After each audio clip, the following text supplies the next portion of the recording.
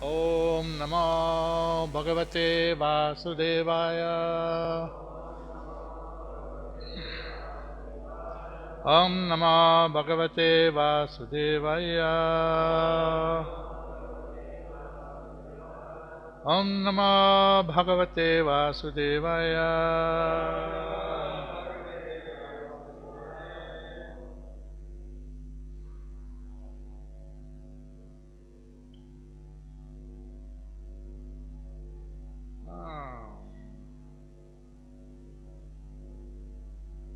Markers on the verse I did last time, but he told me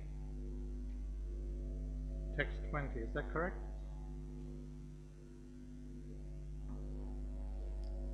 So we're reading from the Srimad Bhagavatam, 6th canto, chapter 2, Ajamil delivered by the Vishnu Dutas, text number 20.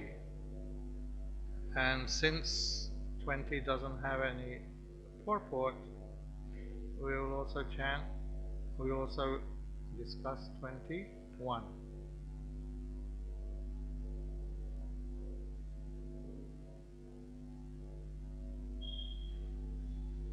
Shri Shuka Uvacha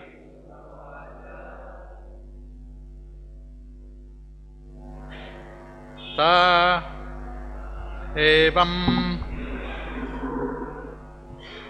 Yeah, but then I can't see. Okay, it's okay. Suvinirya Ta Evam Suvinirniya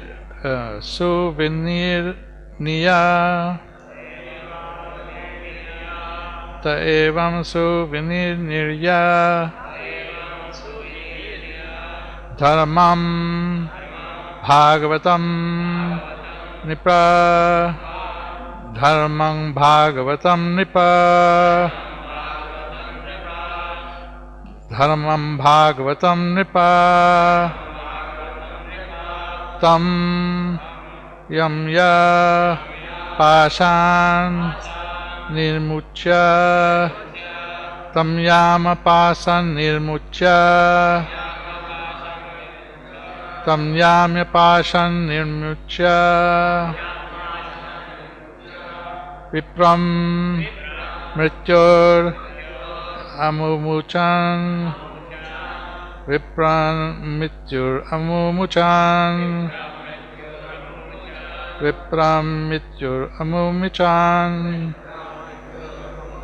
Shri Shuka Uvacha Ta Evam Suvinirniya Dharmang Bhagavatam Nipa Tam Yamya Pasan Nirmucha Vipram Mrityur Amumuchan.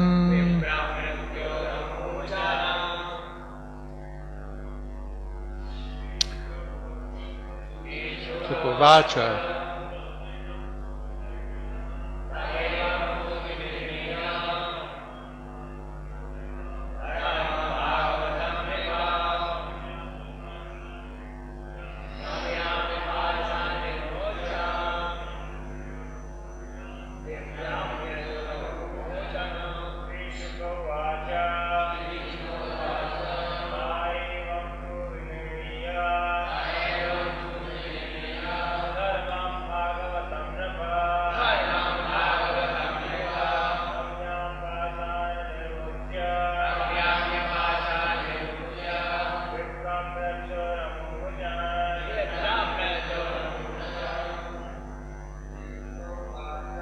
Shri Shuka Uvacha Evam Suvinirniya Dharmam Bhagavatam Nipa Tam Yama Pasan Nirmucha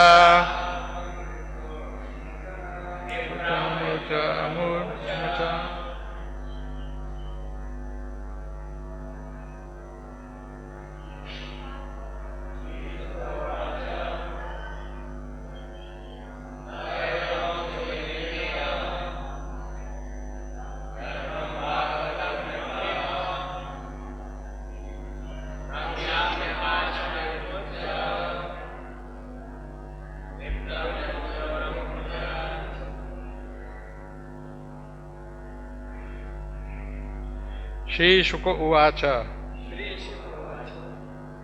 Shri Shukadev Goswami said, They, the order carriers of Vishnu, Evam, thus, Suvinirniya, perfectly ascertaining, Dharmam, real religion, Bhagavatam, in terms of devotional service, Nipa, O King, Tam, him, Ajamil, Yamya Pashat, from the bondage of the order carriers of Yamaraj, Nirmucha, releasing, Vipram, the Brahmana, Mrityor, from death, Amu Muchang, rescued. Translation by Srila Prabhupada. Sri Sukadev Goswami continued, My dear King, having thus perfectly judged the principles of devotional service with reasoning and arguments, the order carriers of Lord Vishnu released the Brahman Ajamil from the bondage of the Yamadutas and saved him from imminent death. Text 21. Iti pratyudita yamya duta yatva yamanikam yama rajne yata sharvam achachakshur arindama. Translation and purport by Srila Prabhupada. My dear Maharaj Parikit, O subduer of all enemies, after the servants of Yamaraj had been answered by the order carriers of Lord Vishnu, they went to Yamaraj and explained to him everything that had happened.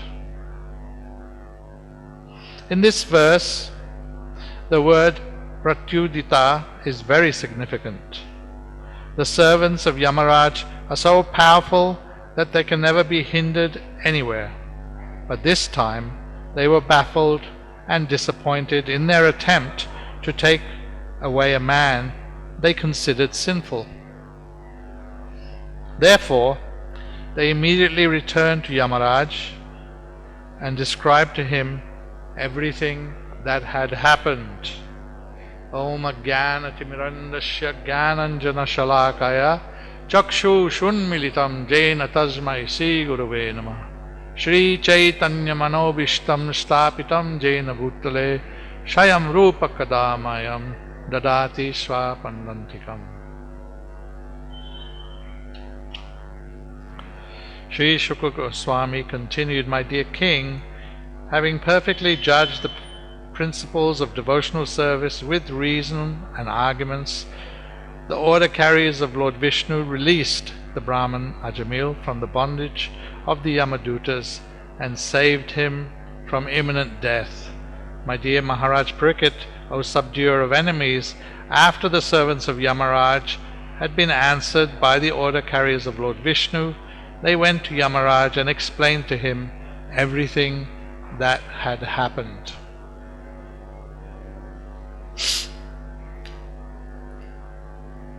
So Yamaraj is the Lord of Death, demigod, very powerful personality, and therefore his servants very powerful. They're representing him, they're very powerful, and they have full sway at the time of death when the person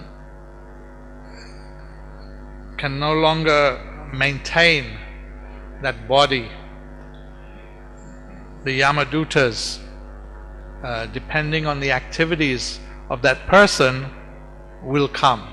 So in general, for the general people who are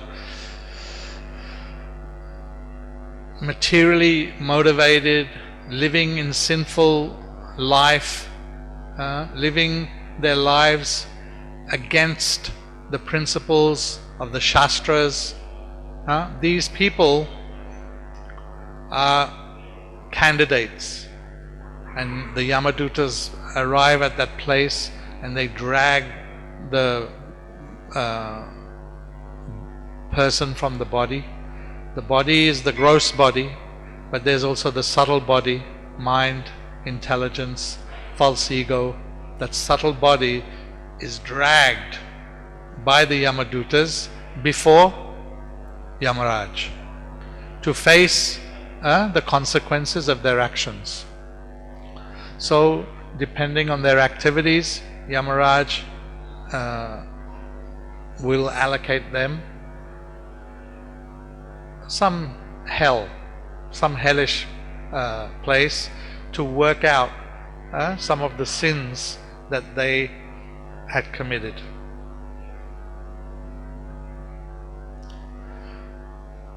So,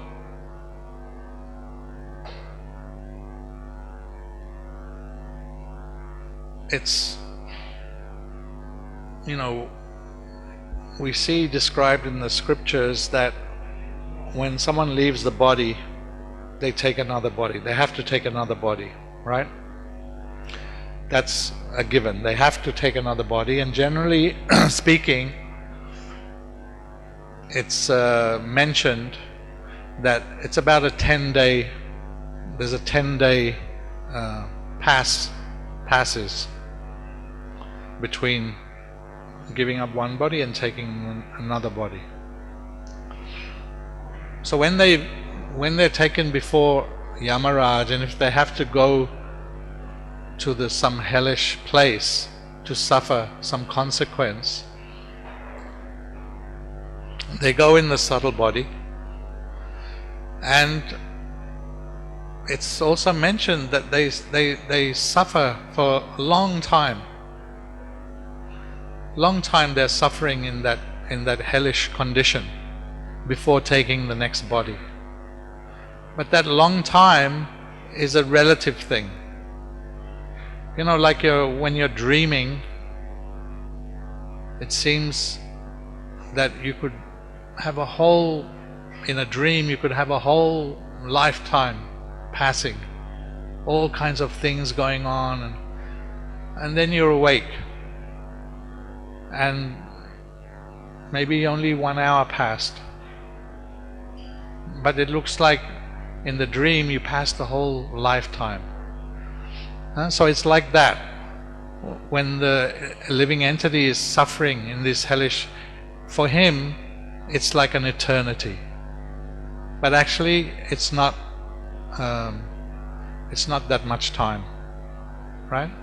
So these powerful Yamadutas, their business is to take those living entities, those sinful living entities, before Yamaraj, for like a sentence, like he's the judge, and they're going to sentence. So these are very powerful personalities. And because of the life that Ajamil lived, they naturally were present there and were going to take him. However, suddenly they were stopped. They were stopped. So they're very powerful. What is this?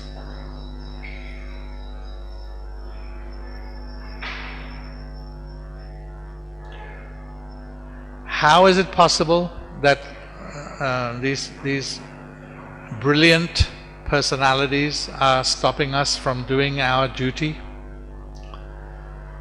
But Vishnudutas who arrived there, they are the servants of Vishnu, Krishna. They are the servants of the Lord.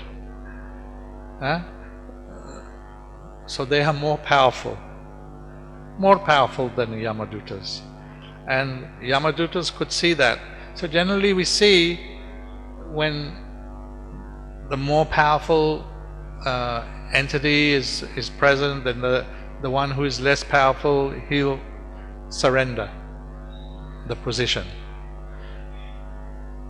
But not in this case. We see that it's not, they didn't automatically, it wasn't automatically expected. Rather, the Yamadutas, they gave all explanation, detailed explanation, as mentioned in the verse. They gave all arguments, reasoning. They explained everything. They didn't just push their superiority, but rather gave full explanation why they had protected Ajamil. The Yamadutas listened carefully and accepted and went away. But immediately, of course, they went to their Lord and explained everything to him.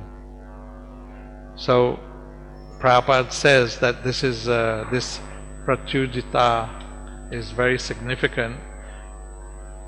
It means that they were replied to. They came there to do their duty, but they were stopped from doing their duty, and they were given full explanation why they were not allowed to take Ajamil. So what can we take from this exchange? Because we are also dealing. This is a relationship again, you know. There's a relationship. They present the other seniors, the other juniors in that exchange. The relationship is clear. Effulgent, bright Yama, Vishnu Dutas, Yamadutas, powerful, but they're in a different class. So the relationship is there, but they didn't push their claim that, oh, I'm here now, everyone should just stand aside. No, they gave full explanation. What is the situation? Why this is happening? Why we are saving this person? And therefore, you please leave him. He's not in your jurisdiction. You cannot take him. So this is a very important point for us when we are in our dealings. Correct? We have to be reasonable. We have to not be full of ourselves, full of our position. No. We explain, we teach, we give reason and argument why. This is proper relationship, proper dealings. So we are seeing very proper dealings here. Of course, the underlying principle, the underlying reason is, of course, Srinam. That's why they saved him. That's why, and that's the explanation that they give. The judging was done on the principles of devotional service, and the highest principle in devotional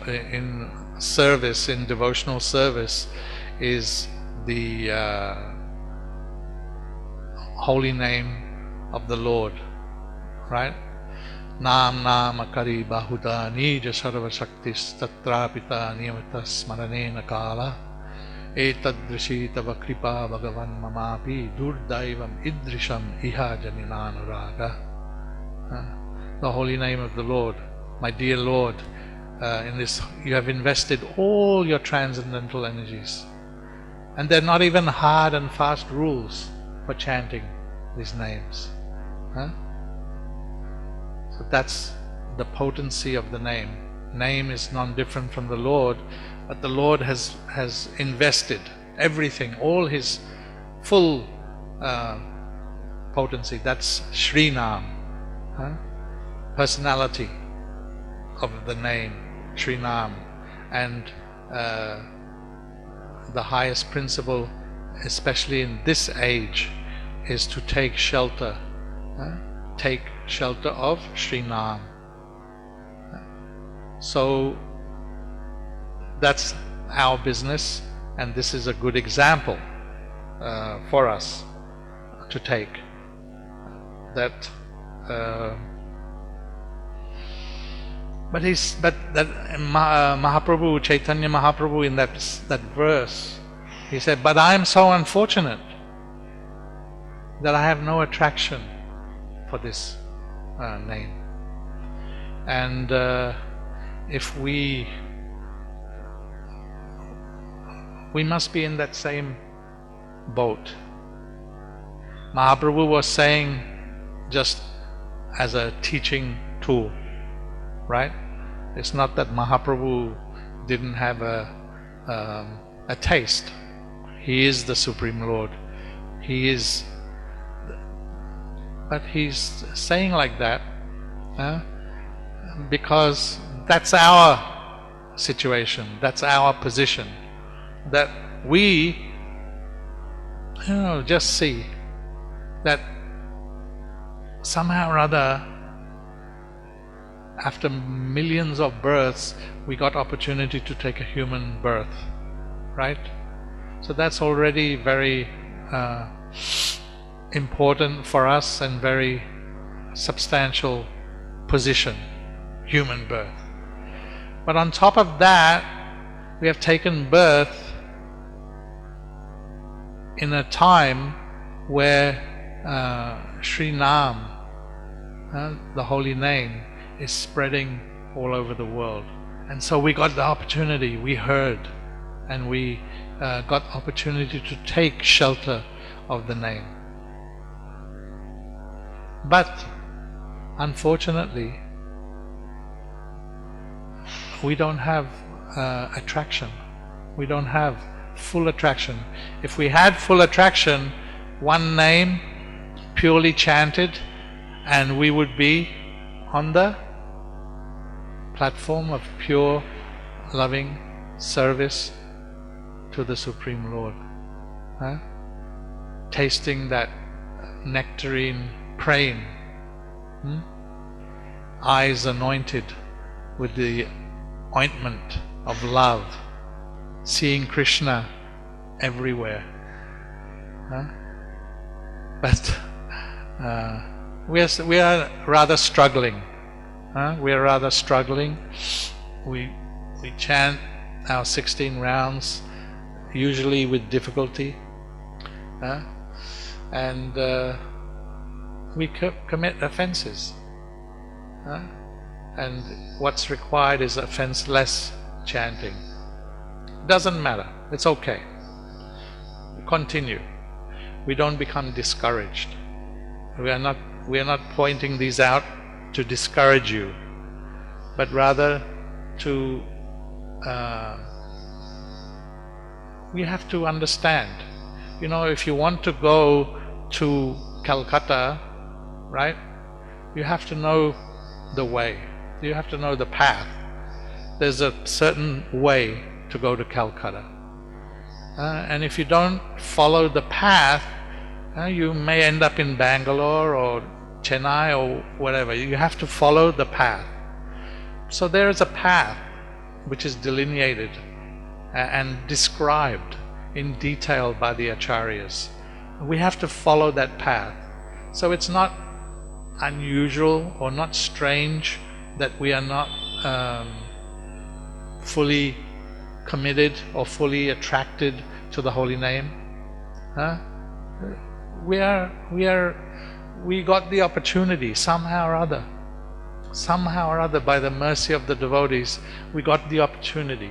We're not qualified, but we got the opportunity. So we take shelter of the process.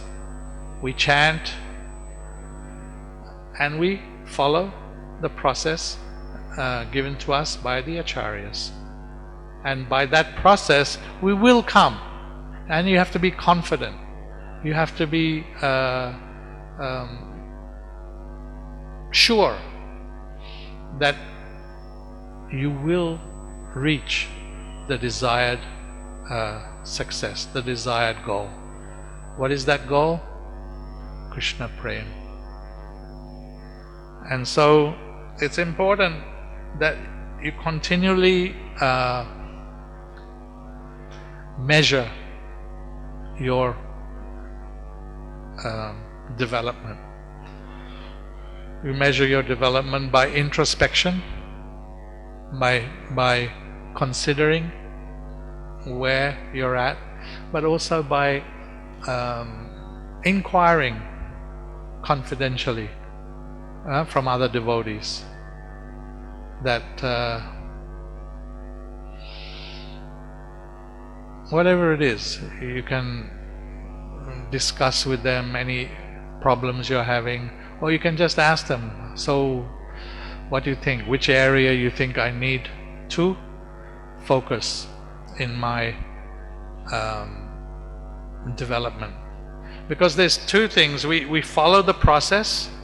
We follow the process, and that will give us the desired goal.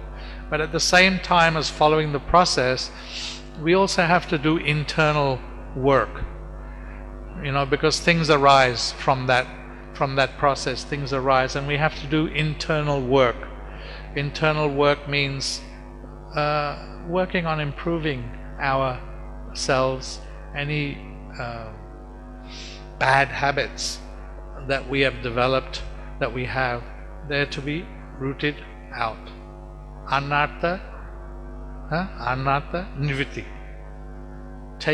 There's so many anarthas, right, that we have, and they have to be pulled out. So the process will work. The process will assist us in that, but we also have to do internal work. And unless we, if there's a problem and you don't recognize the problem, that yes, this is a problem, how can you fix? You cannot fix. If you don't accept, yes, I have a problem with anger. If you don't accept, what they're talking, they don't know anything, then how you'll fix it? So you have to accept your any problem, and then you can fix it. Is it not? So we are very fortunate. We have the association of devotees. We have the holy name. We have the process. We just work. That's our work. That's our service. Are there any questions or comments?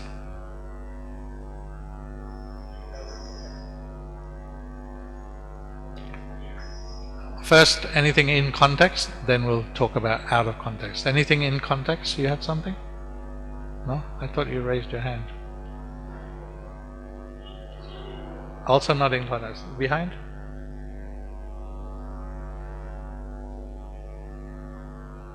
Prabhuji, you explained very nicely. We are grateful to you. You told it takes 10 days to take another birth. Is it for all the living entities, when they leave body, they take 10 days to take another body, or how it is?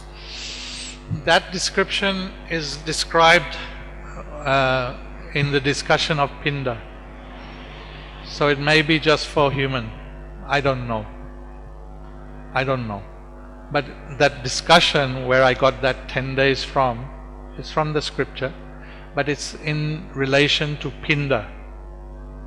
You know that whole discussion about how the Pinda works. So it's discussed in relation to that. So it may be that it's only for the human form. But truth be known, I don't know. I only got that from that discussion. So animals, there's no question about that. So it may be that animals just automatically are moving. Because it's automatic. Once you're in animal form, it's automatic. Correct? So we can assume, I don't know, but we can assume that animals were just going to move without any delay. But in a human form, it's described that it's about 10 days. Okay.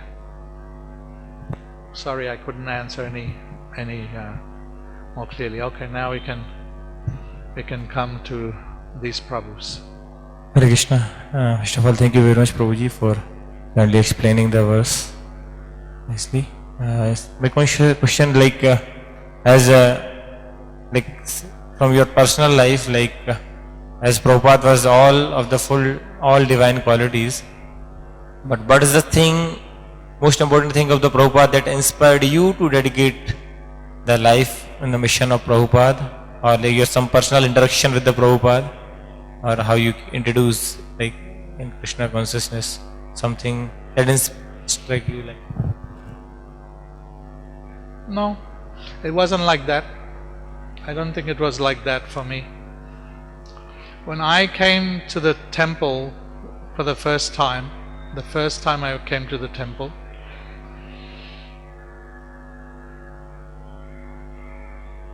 they were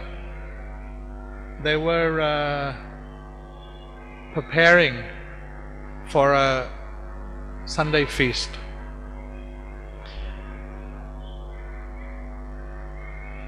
And it was very strange for me what they were doing. Making garlands from fruits, big long garlands of fruits, and hanging everywhere flowers and fruits. And I sat down with one Prabhuji, and he was talking to me. I don't know what he was saying, I can't remember what he was saying. But he was engaging me with the roses. We were taking the petals. That I remember. And then we saw that then the day passed. There was big kirtan going on, and those petals from the balcony, they were throwing them down, and it was a fantastic festival. I didn't know what was going on. I maybe have Indian body, but I was in the West, brought up in a Goan Christian family, so I don't know anything about all these things. So I'm there, but what I felt was, it wasn't about what I heard or for me, it was the atmosphere and the mood. I felt home. I felt like I came home. And so immediately I told that same guy, can I stay here? Immediately. Not because of what he said, not because of Srila Prabhupada. I didn't know Srila Prabhupada. I already read 2 of his books. But in those days, I was very proud, young, and I was not interested in who was giving the knowledge.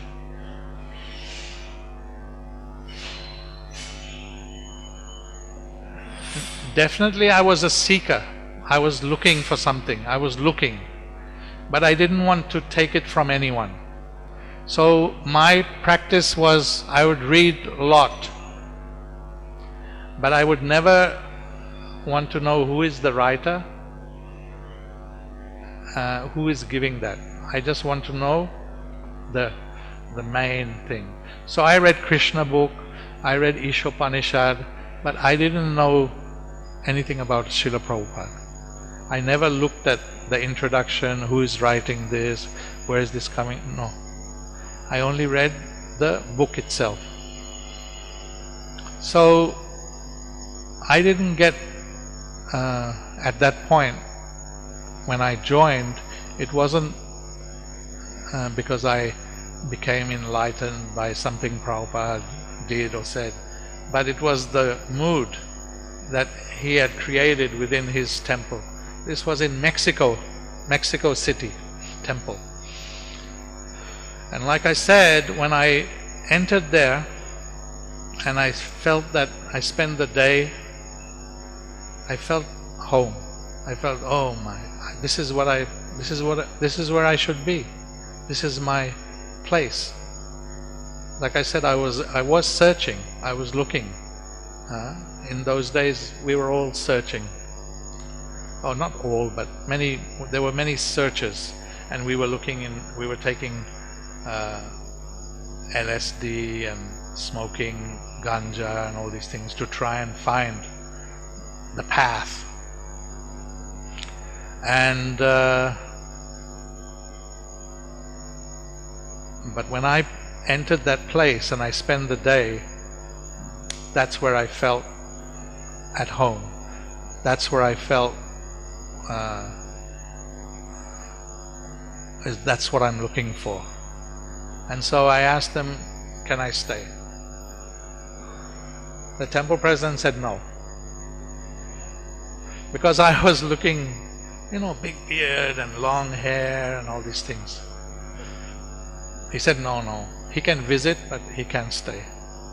But somehow that Prabhuji convinced him, no, let him stay. So he allowed. So from then I stayed.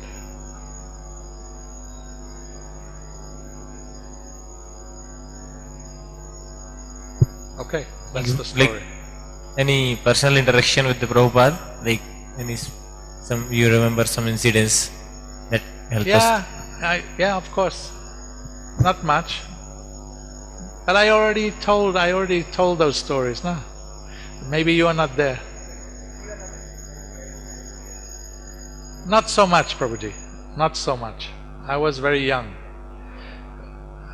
Bhakti Churu Maharaj and I, same batch. Same batch. Means we took initiation on the same day. But before that, before taking initiation, his interaction with Prabhupada he was one of Prabhupada's personal assistants. And I was just the guest house manager. So I was interacting with Prabhupada daily basis, carrying him up the stairs from his one room to the roof room. Sometimes I told them the story about one personal interaction where there was these ladies, Bengali ladies. This is in Mayapur. These Bengali ladies who were the cooks, and they wanted to cook for Prabhupada. Of course, Prabhupada had his own cooks, but they wanted to cook for Prabhupada, and Jayapataka Maharaj would ask Prabhupada, so these ladies, they're very, they want to cook for you. Finally, one day Prabhupada said, okay, let them cook. So I'm not involved in all these things. I don't know what's going on. I'm there, I'm the guest house manager, but I'm not involved in Prabhupada's doings. Around 12 o'clock, one Prabhuji came walking up the stairs of the guest house with a big, one of those round boards, wooden, covered with banana leaves. He said, I said, what's this? He said, oh, this is Prabhupada's lunch. So, okay. I'm looking around, the servant is not there, can't find the servant, can't find the secretary. So, okay, let's go. So we took it to the roof. Prabhupada was staying on the roof. We took it to him, knocked on the door, opened the door, it was just Prabhupada was sitting in his seat. We came in from the doors here. We came in. He lifted down the thing from the Prabhu's head, took off the banana leaves. Prabhupada was big eyes, big smile, because the whole thing was covered with small clay cups full of all different varieties of preparations, sabjis, all kinds of things. Big smile. Maybe you've seen some pictures of Prabhupada where he has that big smile with the big eyes. That smile we got when he was appreciating the prasad, and we were just like standing here holding the thing. So he just started to take directly from there. Tried this one, try another one. He tried few. Then he like that. So we took it away. And he told Jayapataka Maharaj, later Jayapataka Maharaj told us that he said that these ladies are the best cooks in the movement. And they were Bengali, at least for Bengali cooking, they were expert ladies. So that was one exchange that we had. I also was severely chastised by Prabhupada not many times, twice. One time in Washington, when I was only 1 month, from Mexico I came to Washington within 1 month, because in Mexico language was a problem, and he wouldn't allow me to go on Sankirtan, because I was a foreigner in that land. So I was just in the temple, washing the pots, cleaning the floors. No problem with the service, but I wanted to hear and what is this? Reading BTG, that's it. Back to Godhead magazine. Actually, in Back to Godhead magazine there used to be an advertisement in those days. See America, and the picture of the bus and the devotees, because there used to be about 8 buses. They used to travel all over America distributing books. So I thought, oh, this is maybe I can do this one. So I got an opportunity to go to Washington. Someone was going. I got opportunity, and I arrived at the Potomac Temple. It was for me, I didn't know, but it was new. And immediately as I arrived, they gave me a mop. Prabhupada's coming, clean. Just walking up the street, practically. Because everyone was very excited, and Prabhupada was arriving that day. And it was a new temple, and they were, Prabhupada was going to open the temple. So in that, there were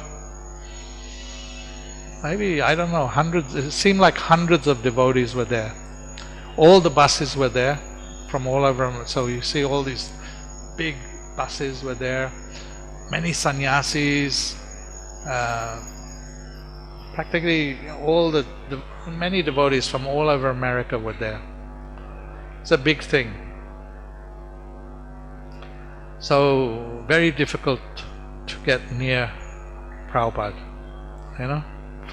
for new guy, especially like me, new person. And I didn't have any pressing desire, I was just doing service. But that temple president, he noticed that I was working, he liked my service, so he said, you want to you want to go for the darshan? I said, oh, yes, why not? So he took me in to the darshan. The first darshan that I went to, with Prabhupada. I was hearing the classes, of course. Anyway, devotees were sitting, and around the edge there was chairs, and the guests were sitting in the chairs.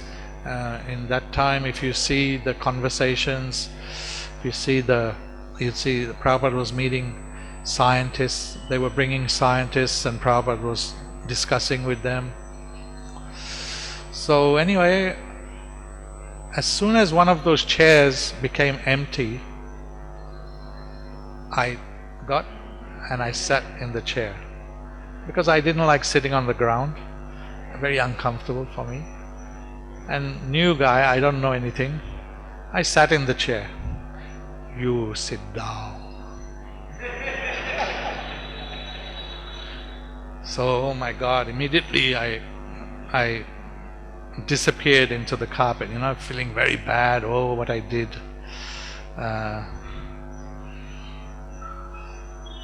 Like that.